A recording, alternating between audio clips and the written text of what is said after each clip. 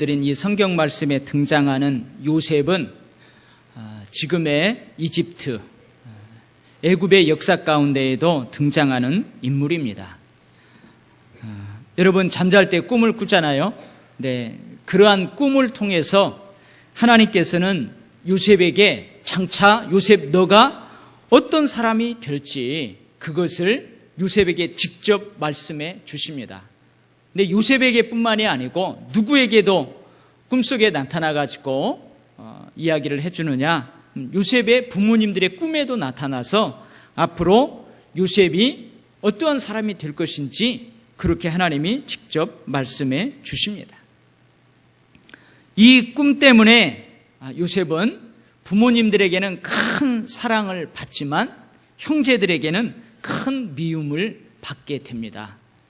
그 꿈이 뭐냐면 여러분 해와 달과 11별이 야곱에게 절하는 그런 꿈이었어요.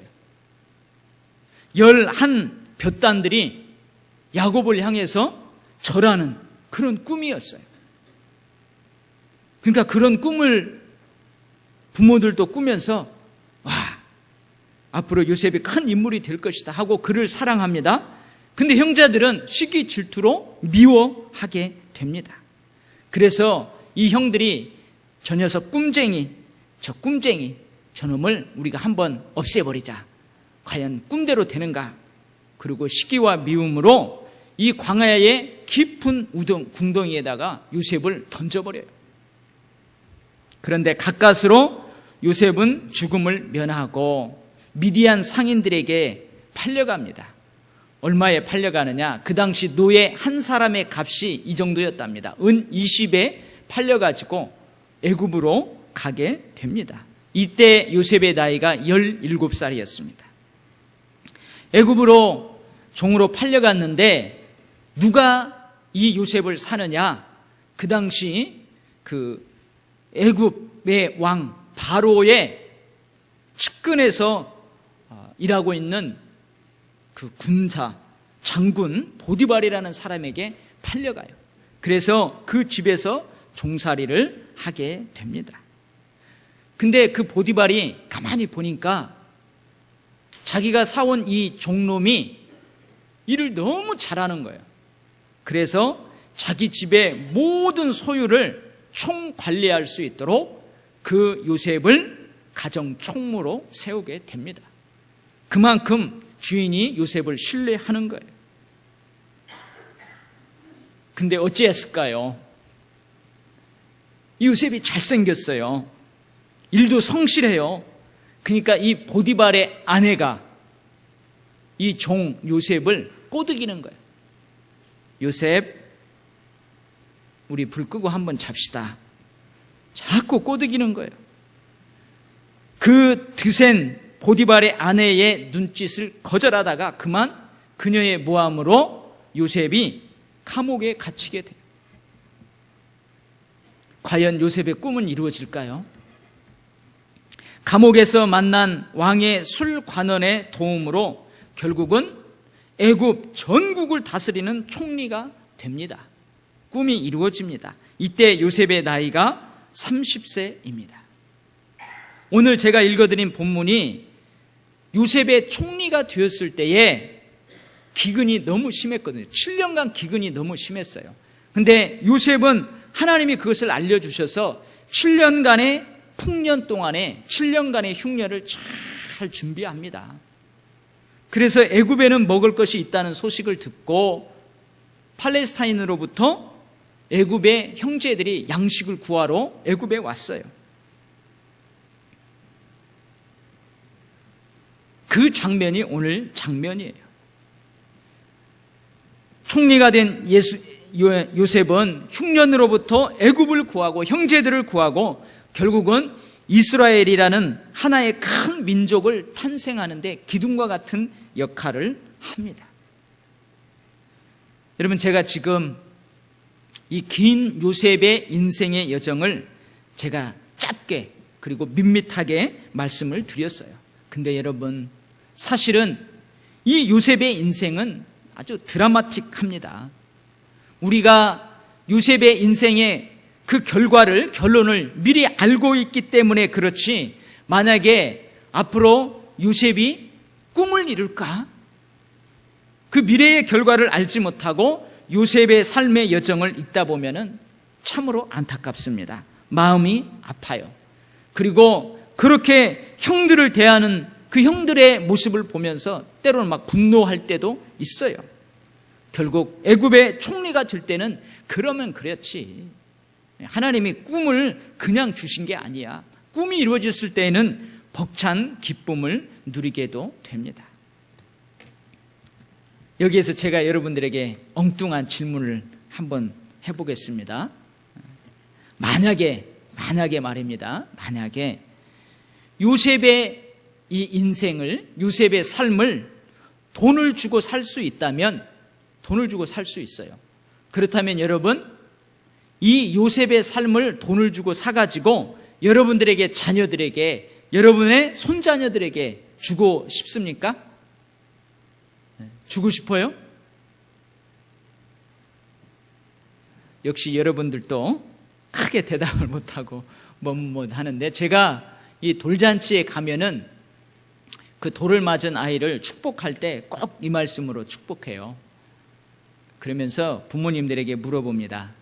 만약에 이 요셉의 인생을 돈을 주고 사서 지금 돌을 맞은 이 아이에게 줄 수 있다면 주겠습니까? 이렇게 질문을 하잖아요. 그러면 모두가 자신 있게 네 대답을 해야 되는데 대답을 못해요. 왜 대답을 못할까요?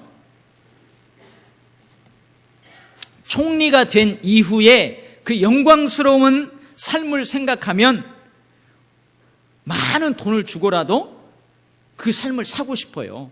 근데 총리가 되기 이전의 종의 삶, 감옥에 고난당하는 삶, 그 삶을 생각하면 내 자식이 고생하고 그런 것들을 보지 못하거든요. 그러니까 부모 입장에서 머뭇머뭇하는 거예요. 사랑하는 성도 여러분, 그래요. 우리가 요셉의 인생을 돈으로 살 수는 없습니다. 그러나 요셉의 신앙은 배울 수가 있습니다. 안타깝고 억울하고 눈물나고 고통스러운 전반전의 삶을 극복하게 했던 그 요셉의 신앙은 우리가 만들 수 있어요. 우리 것으로 만들 수 있어요. 결국 국가를 살리고 민족을 살렸던 그 요셉의 신앙은 우리 것으로 만들 수가 있습니다. 저는 언제부턴가 하나님께서 이 기도 제목을 주었어요. 지금도 계속 이 기도를 합니다. 제가 섬기는 모든 성도님들이, 모든 성도님들의 자녀들이, 그리고 우리 교회가 세상 속에서 생명을 살리고 선한 영향력으로 세상을 밝게 하는 그런 축복의 통로가 되기를 저는 늘 기도하고 있습니다.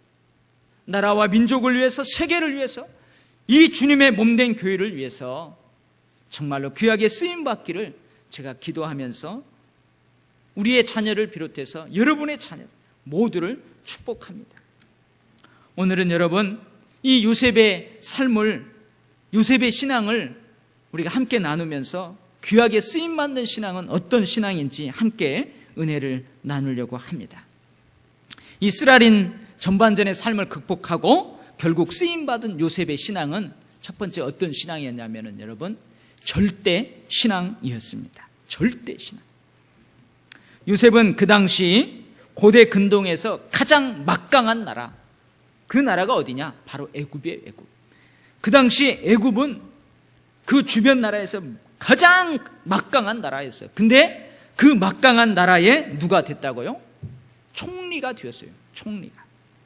자기보다 높은 사람은 애굽의 왕 한 명밖에 없습니다. 왕의 인장 반지를 언제든지 사용할 수 있는 1인 지상 만인 지하의 무한 권력을 요셉이 가지게 되었어요. 여러분, 이 정도의 권력과 이 정도의 이 정도의 힘을 가지게 되면 많은 사람들이 하나님을 무시합니다. 하나님을 두려워하지 않습니다. 근데요, 요셉은 고백합니다. 내가 어찌 하나님을 대신하리일까? 요셉은 하나님을 결코 무시하지 않습니다. 여러분, 요셉이 더 대단한 것은 형들이 시기 질투해요. 그래서 요셉을 죽이려고 해요. 엄청나게 형들에게 미움을 받습니다. 그러할 때도 요셉은 하나님을 무시하지 않습니다. 겨우 은 20에 낯선 곳에 종으로 팔려갈 때에도 요셉은 여전히 하나님을 저버리지 않습니다. 억울하게 감옥에 갇혔을 때에도 여전히 하나님을 저버리지 않습니다. 성경은 기록하고 있습니다.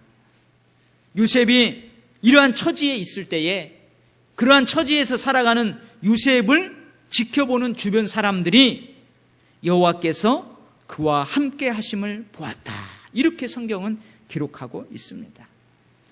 주위 사람들은 요셉을 보면서 하나님을 보았다는 말입니다. 요셉은 하나님을 원망하지 않습니다. 오히려 주위 사람들이 느낄 수 있을 정도로 하나님을 더 뜨겁게 사랑했습니다. 요셉은 자신의 삶이 곤두박질하여 바닥을 칠 때에도 여전히 하나님을 저버리지 않았고, 자신의 삶이 일취월장하여서 높은 곳에 섰을 때에도 하나님을 무시하지 않았습니다. 이것이 여러분 요셉의 절대 신앙, 요셉의 절대 신앙. 상황과 여건에 따라서 이리 흔들리고 저리 흔들리는 갈대와 같은 신앙, 그런 신앙이 요셉의 신앙이 아니에요. 바람 불면 갈대는 이쪽으로 흔들리고 바람이 저쪽으로 불면 저쪽으로 흔들립니다. 갈대와 같은 금방 부 끓었다가 식어버리는 그런 냄비 신앙, 그런 신앙은 절대 신앙이라고 할 수 없습니다. 상황과 여건이 어찌하든지 바람이 이쪽으로 불든 저쪽으로 불든 살을 애는 듯한 혹한이 다가와도 거동할 수 없을 정도로 숨이 턱턱 막히는 무더위 가운데에서도 전혀 흔들림이 없는 반석과 같은 뚝배기 신앙, 여러분 이것이 절대 신앙입니다. 여러분들도 아마 이런 경우 많이 겪었을 거예요. 오늘 이제 시험을 봅니다. 오늘 시험을 보기 때문에 아침에 일찍 일어나서 오늘 시험 볼 그 범위를 공부를 해요. 막 넘기는 거죠. 근데 학교에 가서 시험지를 딱 받았는데 오늘 아침에 일찍 일어나서 본 거기에서 시험 문제가 다 나왔어요. 100점 맞았습니다. 평소에 이제 이 자전거 고물이 다 돼가지고 이거 버려야지, 그렇게 마음을 먹고 그 썩음썩음한 자전거를 타고 나갔는데 나는 교통벽구 잘 지켜서 옆으로 가고 있는데 그만 어떤 사람이 실수로 와가지고 내 자전거를 들이받아 버렸어요. 근데 몸 하나 다치지 않았어요. 공짜로 뭐가 생겼어요? 새 자전거가 생겼어요. 그렇잖아도 버려버리려고 했는데 공짜로 새 자전거가 생겼어요. 모든 상황들이 자기 편입니다. 이상스럽게 예상치 못한 사람들이 나에게 와서 도와주겠다고 그래요. 필요한 돈 있으면 갖다 쓰래요. 어려운 일 있으면 이야기하래요. 자기가 바라는 대로 일이 스릴 있게 진행되는 경우가 있습니다. 이러한 거고 많은 사람들이 셀리의 법칙이라고 그래요. 이러한 일들이 삶에 연속적으로 있는데 여러분 원망하고 불평하고 하나님을 저버릴 사람이 있겠습니까? 하나님 왜 내 인생은 이리도 잘 나가게 하는 것입니까? 하나님 좀 못되게 해주세요. 하나님 나에게도 고난도 주시고 나에게 좀 어려움도 주세요. 이렇게 하나님을 원망하고 그럴 사람이 있겠느냐 이 말이에요. 없지요. 당연히 없어요. 결코 하나님을 저버리지 않습니다. 이런 상황으로 이끄시는 하나님에 대한 신앙이 흔들릴 수가 없어요. 그런데 여러분 우리의 삶에는 늘 이런 경우만 있는 게 아니에요. 이와 반대의 상황들이 펼쳐집니다. 여러분 물건을 찾다가 보면 그 물건이 어디에서 발견되느냐? 마지막 찾는 장소에서 물건이 발견되는 경우가 있어요. 처음으로 찾는 장소에서 좀 발견되면 얼마나 좋아요. 근데 여기 있나? 없어. 저기 있나? 없어. 마지막으로 내가 거기에 두었나 보다 하고 거기에 찾으면 거기에 있어요. 그냥 지났을 때에는 버스가 그렇게 자주 오는데 바빠 죽을 지경인데 버스를 기다리는데 왜 이래도 버스가 안 옵니까? 너무 일이 바빠가지고 머리 자르는 것을, 이발하는 것을 미루었어요. 그러다가 오늘은 좀 가서 머리를 좀 다듬어야 되겠다 하고 큰맘 먹고 약속도 취소하고 딱 갔는데 어찌했을까?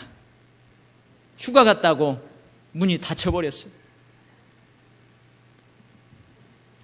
이처럼 일이 좀처럼 풀리지 않고 오히려 갈수록 꼬이기만 하는 때가 있어요. 되는 일이 없어요. 이런 경우를 머피의 법칙이라고 합니다.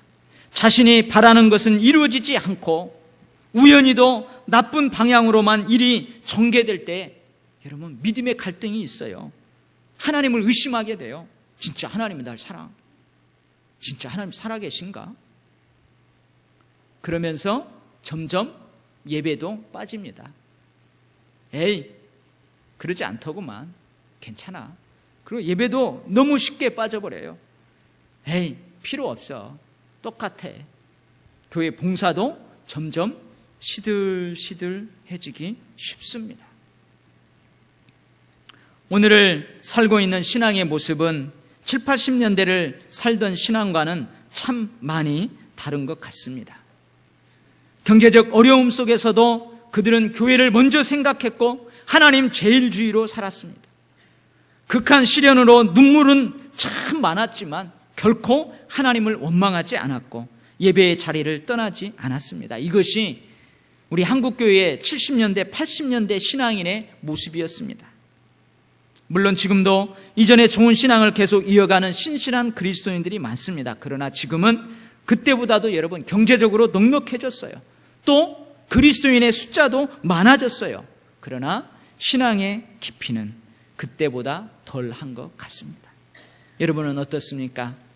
이러한 세태 속에서 우리 도율교회 모든 성도들은 흔들리지 않는 절대 신앙으로 요셉처럼 귀하게 쓰임받기를 주의 이름으로 축원합니다. 두 번째, 쓰임받는 요셉의 신앙은 섭리신앙입니다. 섭리신앙. 요셉은 흉년을 면키 위해 곡식을 얻으러 온 형제들 앞에서 자기의 정체를 숨겨요. 딱 보니까 형이거든요. 근데 그 형 앞에서 자기가 형들이 팔았던 요셉이라는 그 정체를 숨깁니다. 근데 결국은 정에 못 이겨서 자신의 정체를 밝힙니다. 밝히면서 뭐라고 하느냐? 당신들은 나를 팔았지만 하나님은 당신들의 생명을 보존하려고 당신들의 후손을 세상에 두시려고 나를 당신들보다 먼저 보내셨습니다. 오늘 고백이 그거예요. 여러분, 나중에 야곱 그리고 그 아이들이 다 요셉을 따라서 애굽으로 이동해서 살아요. 고센 땅이라는 곳에서 살아요. 근데 야곱이 죽습니다. 아버지가 죽어요. 그러니까 형들이 두려워요. 아버지가 살았을 때는 그래도 요셉이 자기들에게 복수하지 않았는데 아버지가 이제 돌아가셨으니까 우리들에게 복수하면 어떨까? 우리가 미워하고 시기하고 구덩이에 던져버리고 종으로 팔았는데 그거 복수하면 어떻게 할까? 그렇게 두려워하는 형들에게 요셉이 고백합니다. 당신들은 나를 해하려 하였으나 하나님은 그것을 선으로 바꾸셨습니다. 그래서 하나님은 오늘과 같이 많은 백성의 생명을 구원하게 하셨습니다. 나를 이리로 보낸 이는 당신들이 아니요 하나님이십니다. 이렇게 고백을 합니다. 요셉을 죽이려고 했던 사람들이 누구예요? 형들이에요. 요셉을 깊은 웅덩이에 던진 자들이 누구예요? 형들입니다. 요셉을 은 20으로 종으로 팔아뱉던 자들이 형들입니다. 형님들이 분명한데 요셉은 형님들이 아니라고 합니다. 누구라고 고백해요? 하나님이라고 고백합니다. 내가 원하지 않는 일, 내가 계획한 것과는 정반대로 일들이 진행되는 것 같아 보여도 그것을 하나님의 선한 뜻으로 받아들이고 있는 것입니다. 이것이 바로 여러분 요셉의 섭리신앙입니다.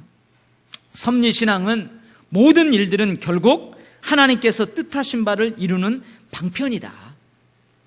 하나님의 사역이다. 하나님의 일이다. 이렇게 받아들이는 신앙이 섭리신앙입니다.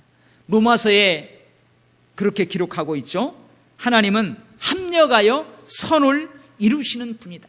이 로마서의 언어로 하자면은 합력하여 선을 이루시는 분, 그 하나님을 신뢰하는 신앙, 그 신앙이 바로 섭리신앙입니다.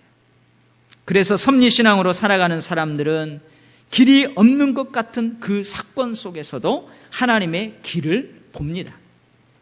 더딤 속에서도, 돌아가는 먼 시간 속에서도 하나님의 빠름, 하나님의 지름길을 보게 됩니다. 광야의 길을 내고 사막의 강을 내고 계시는 그 하나님을 경험하게 됩니다. 형들이 요셉을 죽이려고 했어요. 그때 하나님이 루벤과 유다를 통해서 살릴 수 있는 길을 내셨습니다. 요셉이 애굽의 종으로 팔려갔을 때에는 보디발을 통해서 요셉을 살리는 길을 하나님이 내셨어요. 감옥에 갇혔을 때에는 간수장과 술 맡은 관원장을 사용해서 하나님께서는 그 꿈을 이루는 지름길을 만들고 계셨습니다. 겉으로 보기에는 내려가는 길 같은데 실상은 올라가는 길이었다는 말입니다. 사랑하는 성도 여러분, 혹 여러분 과거에 상처가 있습니까? 왠지 멀리 돌아온 것 같습니까? 섭리신앙으로 그 과거를 해석하시기 바랍니다. 그러면 그 결과는 은혜입니다. 큰 계획과 소망을 가지고, 큰 꿈과 비전을 가지고 열심히 성실하게 살아가고 있는데 계획대로 잘 되지 않습니까? 그래서 낙심됩니까? 그렇다면 여러분, 섭리신앙으로 현재를 인정하십시오. 그러면 그 결과는 감사입니다.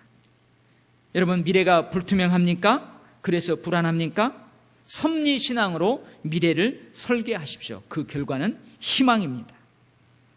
편하고 불편하고가 중요하지 않습니다. 목적지가 중요한 것입니다. 지금 내가 달려가는 그 인생의 길이 8차선의 포장도로예요. 뻥 뚫려 있는 8차선 포장도로라 할지라도 목적지와 정반대로 달리고 있다면 그 길은 먼 길인 것입니다. 지금 내가 걸어가는 길이 꾸불꾸불 비포장도로예요. 울퉁불퉁 비포장도로예요. 그래서 힘이 들어요. 그런다 할지라도 목적지로 정확하게 가는 길이라면 그 길은 그야말로 지름길입니다. 빠른 길이에요. 지름길은 결코 평탄하지 않습니다. 사랑하는 성도 여러분, 하나님께 맡기십시오. 그러면 그 경영하는 것이 이루어지리라고 하나님 말씀하셨습니다. 범사에 하나님을 인정하십시오. 그러면 그 길을 지도하시리라고 하나님 말씀해 주셨습니다. 하나님께 맡기고 하나님을 인정한다는 것은 여러분, 내가 가지고 있는 자원보다는 하나님이 가지고 있는 그 자원을 신뢰한다는 거예요. 그 자원으로 살아가겠다는 결단입니다. 내가 가지고 있는 지혜보다는 하나님의 지혜로 살아가겠다는 결단입니다. 내 뜻대로, 내 계획대로 되지 않을 때 하나님께서는 더 풍성한 결과를 준비하고 계시는 때가 많습니다. 여러분 모두가 포기하지 마시고 섭리신앙으로 목적지에 꼭 도착하기를 주의 이름으로 간절하게 축원합니다. 쓰임받은 요셉 신앙 세 번째는요, 임재신앙입니다. 임재신앙. 요셉이 그 보디발의 집에서 종살이를 하고 있을 때였어요. 가정 총무를 맡았다고 했잖아요. 가정 총무를 맡았다면은 이 종들 가운데에서 우두머리라는 거예요. 요셉의 위에는 누구밖에 없어요? 주인밖에 없어요. 보디발과 보디발의 아내밖에 없어요. 근데 여러분, 아까 요셉이 잘생겼다고 그랬잖아요. 아주 잘생겼어요. 평상시에도 빼어난 요셉의 용모를 보면서 자꾸 눈짓하는 거예요. 보디발의 아내가 자꾸 눈짓해요. 주인 마님이 눈짓하는 거예요. 그런데 여러분, 주인 마님에게 절호의 찬스가 왔어요. 주인 마님과 잘생긴 요셉 단둘이 남게 되었습니다. 성경에는 이렇게 기록하고 있어요. 그 집 사람들은 하나도 거기에 없었더라. 여러분, 좋은 교회 아니에요? 근데 여러분, 요셉이 뭐라고 하는 줄 아십니까? 그런즉 내가 어찌 이 큰 악을 행하여 하나님께 죄를 지으리까? 무슨 말입니까? 당신과 나 단둘이 여기에 있지만 사실은 하나님이 지금 여기 함께 계십니다. 그러니 나는 지금 여기 함께 계시는 그 하나님께 죄를 지을 수가 없습니다. 이게 바로 뭐예요? 요셉의 임재신앙이에요. 임재신앙은 하나님께서 지금 여기 나와 함께함의 신앙이요, 지금 여기 함께하시는 그 하나님을 두려워하고 경외하는 신앙, 그것이 여러분 임재신앙입니다. 그래서 여러분 어떻게 해요? 요셉은 꼬드기는 주인 마님의 그 손길을 뿌리치고, 유혹을 뿌리치고 결국 감옥으로 가지 않습니까? 이것이 요셉의 임재신앙입니다. 집사님 어머니가 있었어요. 집사님 어머님이 이제 그 호두 알잖아요. 호두를 가지고 이제 초가을에 밤 늦은 밤에 방에서 이제 그 호두를 까고 있었어요. 근데 여러분, 그 호두가 쉽게 깨집니까? 잘 안 깨져요. 그러니까 옆에 있는 어린 아들에게, 얘야, 너 저기 헛간에 가서 좀 이 호두 좀 깨게 망치 좀 가져와라 그랬어요. 그러니까 이 주일학교도 열심히 다니는 이 아들이, 엄마, 나 무서워서 못 갈 것 같아요. 여러분, 어렸을 때 기억이 납니다. 제가 이걸 생각하면서 어렸을 때 참 부끄러운 기억이 나요. 여러분, 지금은 뭐 집 안에 수세식 화장실이 다 있잖아요. 근데 옛날에는 퍼세식이었어요. 그래서 이 본 집 안방하고 화장실은 늘 별채로 떨어져 있었잖아요. 그래서 저녁에 이 화장실에 가려면은 한참을 걸어가야 돼요. 근데 막 부엉 무서워요. 여기서 풀벌레 소리 나요. 그러면은 엄마 보고, 엄마, 안방문 절대 닫지 마요. 그리고 안방문 열어놓고 이를 보잖아요. 어떤 때는 무서워가지고 그 화장실에 가지 못하고 마당에다가 신문지 깔고 이를 보고 그랬잖아요. 나만 그랬나요? 네. 그런 경우 있잖아요. 그러니까 얼마나 무섭겠어요. 막 바람 불고 밤은 깊고, 그리고 예전에는 이렇게 가로등이 밝지 않았어요. 캄캄했어요. 그러니까 아들아, 가서 좀 망치 좀 가져와라. 뭘 무서워? 그러니까 막 무서워서 못 가는 거예요. 그러니까 어머니가, 야, 이 녀석아, 너 예수님 믿잖아. 예수님이 저 헛간에도 계셔. 너하고 함께 계셔. 빨리 가서 가져와. 그러니까 갑자기 아들이 그 안방문을 활짝 열어 제치더니 저 헛간 쪽에다가 고개를 빽 내물고 뭐라고 하냐면, 예수님 망치 좀 가져다 주세요. 뭐예요? 예수님이 거기 계신다고 하니까 그러는 거예요. 이것이 무슨 신앙이라고요? 임재신앙. 하나님은 어디에도 계십니다. 나 혼자 있을 때에도 여기 지금 나와 함께 계세요. 요셉이 종살이를 할 때에도 하나님께서 요셉과 함께 하심으로 요셉은 형통한 자가 되었습니다. 요셉이 옥에 갇혔을 때에도 하나님께서 요셉과 함께 하심으로 요셉을 형통하게 하셨습니다. 아무도 해석하지 못하는 애굽왕 바로의 꿈을 하나님께서 요셉과 함께 하심으로 요셉은 해석할 수 있었습니다. 요셉은 이렇게 늘 함께 하시는 하나님과 동행했습니다. 우리 예수님은, 우리 주님은 십자가에서 온몸으로 극심한 고난과 고통을 당하셨습니다. 그래서 우리 예수님은 우리의 연약함을, 우리의 극한 시련과 고통을 너무나 잘 알고 계십니다. 살아가는 성도 여러분, 여러분의 인생이 바닥을 칠 때에도 주님은 여전히 그 밑바닥에서 여러분과 함께 하시는 줄 믿습니다.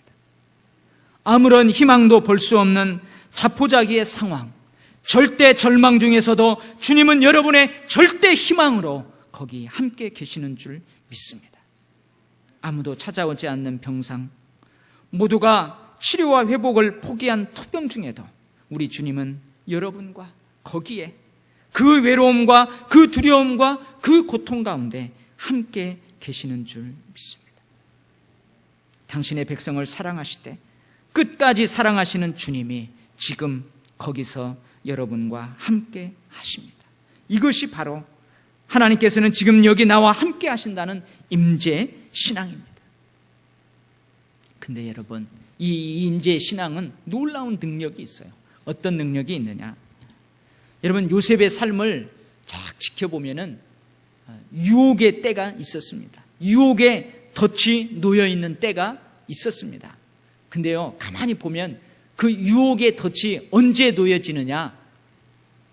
그야말로 속된 말로 잘 나갈 때입니다. 가정의 총무를 맡고 있을 때예요. 주인의 신뢰를 온몸에 받고 있을 그때예요. 그때 어떤 유혹이요? 성적 유혹이 요셉을 다 덮치려고 합니다. 1인 지상 만인 지하의 막강한 권력을 소유한 애굽의 총리가 되었을 때 여러분, 요셉이 이런 생각을 한번 해보지 않았겠어요? 내가 그렇게 하지 않았다고 하는데 나를 확인도 안 해보고 나를 감옥에 쳐넣어? 보디발 장군 두고 봐. 나를 그렇게 모함해서 감옥에서 고생하게 해? 보디발, 그리고 당신의 아내 두고 봐. 조금만 기다려봐. 여러분, 이런 생각 들지 않았겠어요? 자신의 앞에서 벌벌 떠는 형제들을 보면서 그 옛날 생각하지 않았겠습니까? 그래, 내가 그렇게 밉다고 나를 죽이려고 그랬어? 겨우 은 20을 주면서 나를 종으로 팔아? 복수, 안갚음. 여러분, 이러한 유혹이 요셉에게 있지 않았겠어요? 이러한 여러분 유혹은 권력을 가지고 있을 때, 힘을 가지고 있을 때, 물질을 가지고 있을 때에 찾아옵니다. 그러나 여러분, 요셉은 유혹의 덫에 걸리지 않습니다. 왜 그래요? 두렵고 떨림으로, 경외함으로 섬기는 하나님께서 지금 여기에 임재하신다는 그런 신앙이 있었기 때문에 요셉은 유혹에 빠지지 않습니다. 우리는 친구처럼 늘 동행하시는 하나님으로 인하여 기쁨과 즐거움과 영광을 누리며 살아가게 됩니다. 그러나 동시에 경외함의 임재신앙을 가질 때 누리는 기쁨과 즐거움과 영광 가운데에 우리는 유혹의 덫에 걸리지 않게 되는 것입니다. 경외함의 임재신앙이 없다면 그 사람의 믿음이 천박해질 수 있습니다. 촐랑거리는 신앙인이 될 수 있습니다. 사랑하는 성도 여러분, 여러분들도 주님께서 지금 여기 나와 함께 하신다는 그 임재신앙으로 고결한 럭셔리한 기쁨과 즐거움의 삶을 살아가시기를 주의 이름으로 축원합니다. 여러분, 다시 한번 물을게요. 요셉의 삶을 돈 주고 살 수 있으면 사서 여러분의 자녀들에 주겠습니까? 네, 이제 아멘 하시네요. 여러분, 우리가 요셉의 신앙은 우리의 것으로 만들 수 있어요. 여러분, 절대신앙, 섭리신앙, 임재신앙, 이 신앙으로 여러분과 여러분의 자녀들이 하나님 앞에 귀히 쓰임받는 그런 축복이 여러분의 가문에 있기를 간절히 바랍니다. 기도하겠습니다. 하나님 아버지, 어렵고 힘든 시절 절대신앙, 섭리신앙, 임재신앙으로 교회를 든든하게 세우고 세상보다 한 발 앞서서 좋은 일들로 빛과 소금의 역할을 감당했던 우리의 선배들의 모습이 있었습니다. 지금 우리의 자녀들이 이러한 신앙을 계대할 수 있게 축복하여 주옵소서. 하나님 아버지, 우리들의 자녀들이 나라와 민족을 위해서, 세계를 위해서, 주님의 몸된 교회를 위하여서 큰 일을 감당할 수 있도록 요셉의 신앙으로 우뚝 세워 주시옵소서. 입법, 사법, 행정, 교육, 정치, 경제, 사회, 금융, 복지, 외교, 체육, 군사 모든 분야에서 요셉처럼 쓰임받는 거목들이 진정한 신앙은의 가문에서 수없이 배출될 수 있도록 축복으로 역사하여 주옵소서. 예수님의 이름으로 간절하게 기도하옵나이다. 아멘.